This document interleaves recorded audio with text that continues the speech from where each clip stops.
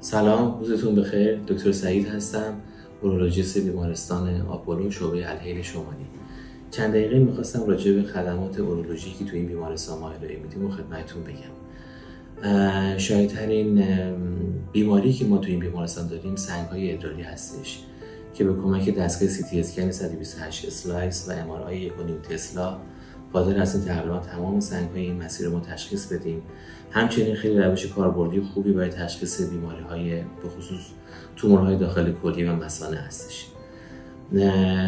روش درمانی و تشخیصی به خصوص تشخیصی مهمی که ما داریم توی این مرکز MRI مولتی پارامتریک هستش که قادر هستیم بیماری‌های پروستات رو تو مراحل اولیه بدخیمی تشخیص بدیم.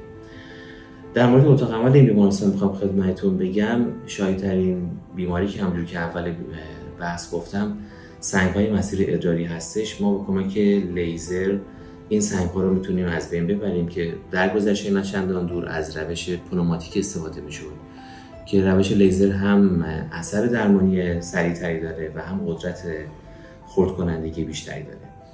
همچنین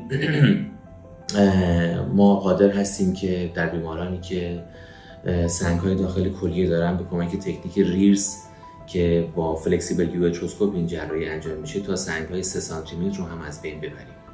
در مورد بیمارانی که انسداد ادراری به دلیل بزرگی خشک پروستات دارن به کمک جراحی TURP که هیچ برشی رو شکم داده نمیشه و عوارض و خونریزی کمتری نسبت به جراحی بازی که در گذشته انجام میشد ما توی مرکز انجام میدیم.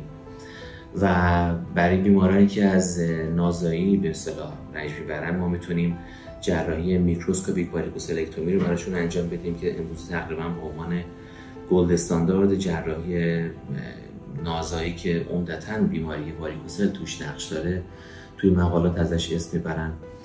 و در مورد اطفال هم بیماری هایی مثل هرنی هیدروسل که به دلیل بزرگی بیضه دوران نوزادی هستش و UDT که به دلیل عدم نزول بیضه در دوران نوزادی و جنین اتفاق میفته این جراحی ها توی این مرکز انجام میشه. با آرزوی شادی و سلامتی برای همه شما.